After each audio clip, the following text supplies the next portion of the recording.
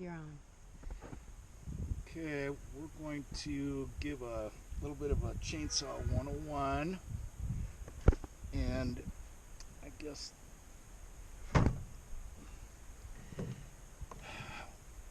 you see all this crud on here. You know this one's due for a cleaning.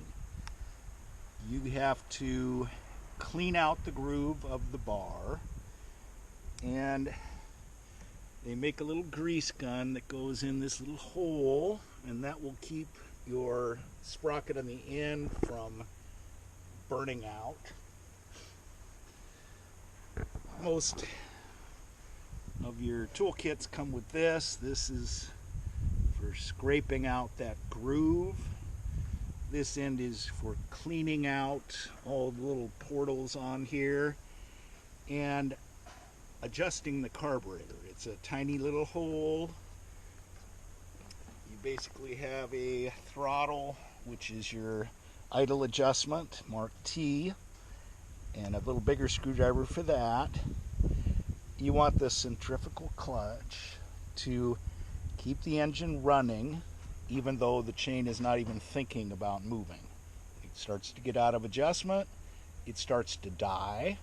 You want to be able to set it down or leave it in the tree running and then go and do other things and not have to worry about it's going to die. Or even worse, you've got it sitting on the ground, you didn't engage the chain brake, and the throttle starts misbehaving and the chain starts to spin. That can be a problem. I think a couple of other thoughts is that we have some other tools, and that is this thing. We are going to demonstrate chain sharpening, but I don't think Jenna's got a very good picture on that. But basically, this cutting tool head and this one are determining the height of this raker, which is the depth gauge. So that tells the saw how deep to go. If you don't grind them down with said fancy file, you will get a lot of dust as opposed to chips. You want to adjust these guys down as the teeth are getting smaller and smaller due to your filing, which will be demonstrated. So you want to fill your bar oil and fuel oil mix up to the top, run the saw, and then even if it's dark out or you don't have your glasses or you need a flashlight, check the bottoms of the tanks when you go to fill, because if there's a bunch of oil in there, it means this is all clogged up. The actual oil holes are in here. We're not going to go into that. It's all in your owner's manual. But keeping that routinely cleaned out is going to keep from getting a spectacularly loose chain, which will cause the chain to flip off the bar, or super tight and dry. Those are two indicators, and the fact that you're not using up your bar oil, it's time to tear the bar off and clean out the goop. Is this factory? No. It is a piece of hardwood that is heavy, and you can even clamp it down on your, pickup truck rails. You're back at the bumper. You can lay a piece of lumber down or two, put this down, and then you're not bending over at the truck bed first thing in the morning. You're just asking to have your back go set up when you could be standing up and doing a pristine trimming. So you got to get somewhat close, but the light's pretty good. This discolored, it's not brown, it's shiny color, and this actual corner here is not pristine either. So something has been grinding this crucial corner down. That's the main place where cutting is done. So with the thing being held down, and they make a wonderful little file handle which got misplaced temporarily, you are trying to make a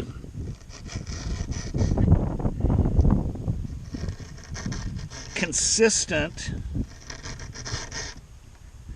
coloring all the way to the top. So removing that bit of discolor and shining all this up so that it looks like it was just machined. Occasionally you get into these chain rollers, and that's not a huge violation, but it is a twisting, and people tap the file clean between each tooth. You can count how many file strokes per tooth, go all the way up.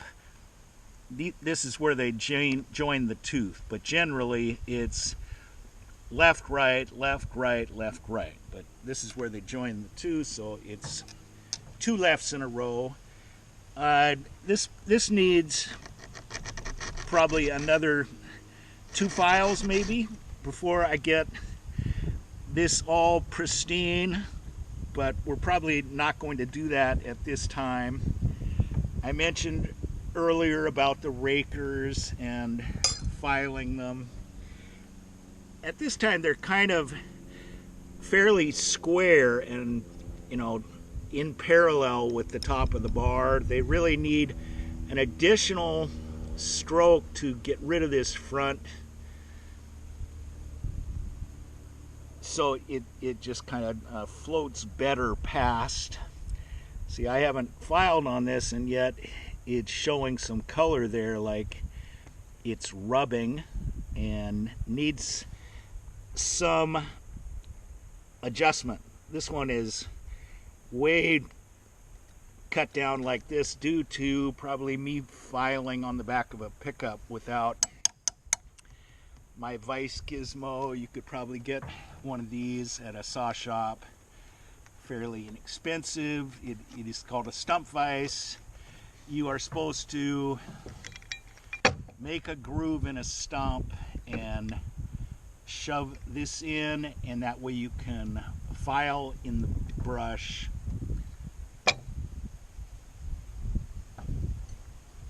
So there's a variety of different files, file diameters depending on the teeth. So your local saw shop will help you match up. Occasionally the chain will come off and it will ding up all these guide teeth, and that will not allow the chain to spin on the bar.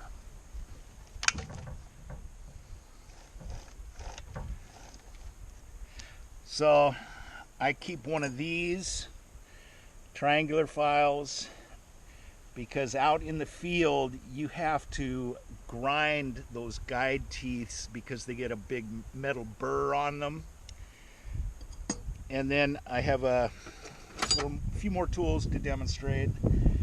This is your standard bar wrench, which does this, and they fit on here in some saws, and in a lot of cases this is also the spark plug remover. You're in the field, you've put some contaminant through the carburetor, or carbon builds up on the spark plug electrode and in between, and you're out in the woods and your saw won't run, and all you would have had to do is pull the spark plug out and brush it off. Clean it off. Yeah, you really wish you had. Yeah, this is a good case. It's got a handle on it. That's a military issue. That's right. And he keeps a bunch of stuff in there. So this is the proper, these are called bar nuts. So you need the size for all your different saws, and a lot of them, spark plugs, are really tricky to get to. This is in a pretty sad condition, but they have some of these high-low, which I didn't mention. That's a carburetor setting.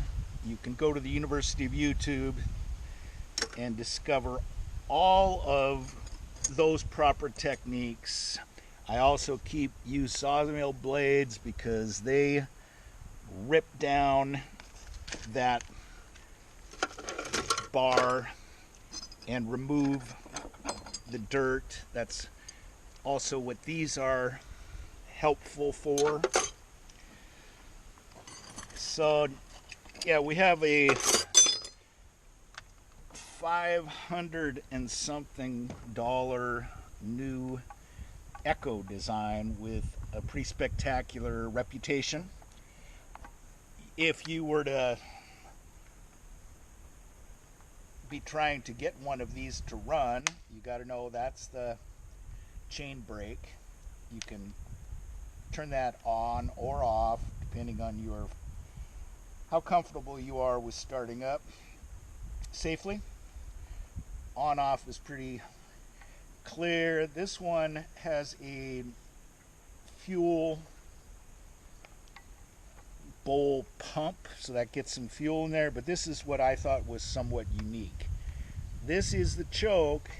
You don't want to touch the throttle because it will immediately release that. So its starting tech